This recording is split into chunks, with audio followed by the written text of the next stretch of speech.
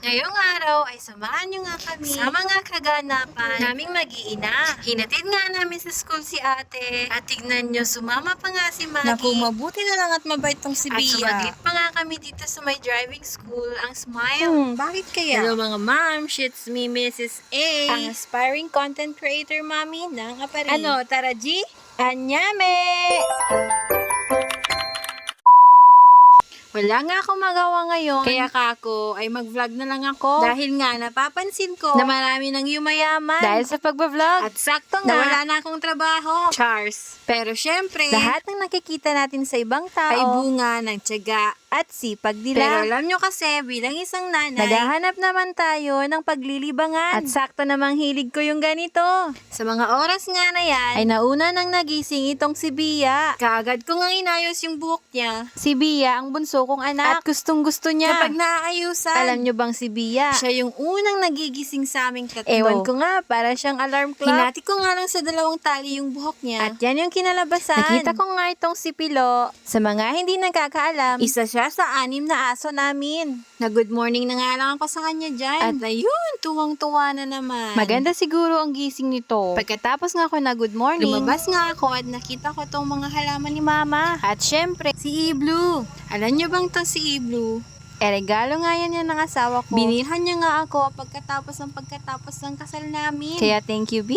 Pero alam niyo mga moms, kaya napagdesisyonan naming bumili ng e-bike. Para nga sana may pang-service ako sa trabaho. Pero yun nga, may mga unexpected na nagaganap. Pero hindi nga kami nangihinayang kasi alam namin na may better plan si Lord. And we are still here, patiently waiting and praying. For we know and believe in His perfect timing. Pagkatapos nga dyan, ay pumasok nga ako para ayusin yung mga gagamiting uniform ni ate. Short story time lang. Alam niyo ba, nung may trabaho pa ako, nasa kindergarten pa lang si ate. At bago nga ako pumasok ng trabaho, Pine-prepare ko nga muna yung mga ginagamit niya sa school.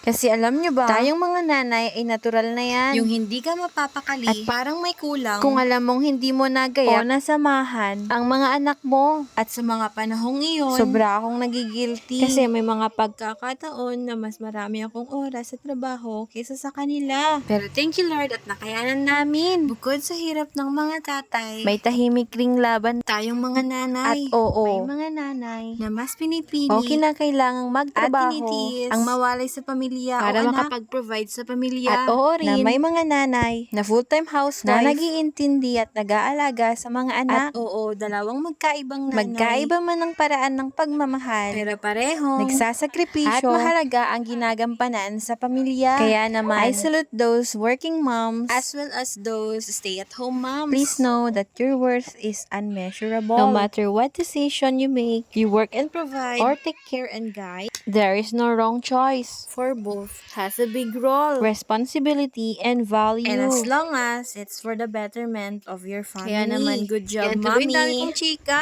Sa mga oras na nga dyan, nga at nakita kong nagkukulitan, si Seven. Kaya nga, dali-dali ko siyang pinaliguan. Pagkatapos pinakain. Dahil baka nga, malate kami sa school. Nakaligo na nga dyan si ate at kaagad ko na siyang inayusan. Alam niyo tong si ate, siya yung namimili ng clip niya.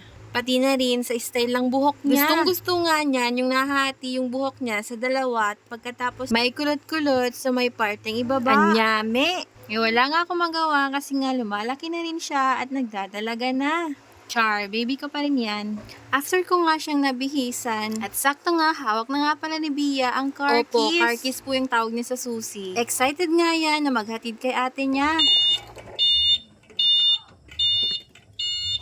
Palabas na nga At kami heto, niyan. Nakita namin si Maggie sa kalsada.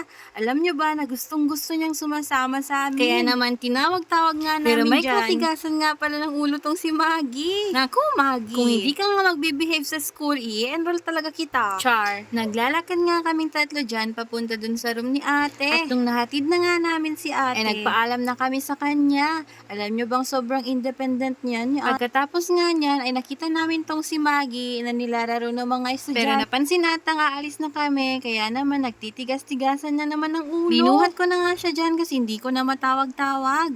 At pauwi na nga kami sa mga oras na yan at nakikita nyo, si Bia ay nasa harapan ko. And sa mga disclaimer po, oo, may seatbelt siya sa likod, pero mas nababantayan ko siya pag nasa harap ko siya. At behave naman yan pag nag-drive ako. Medyo malapit nga lang kasi ang school sa bahay.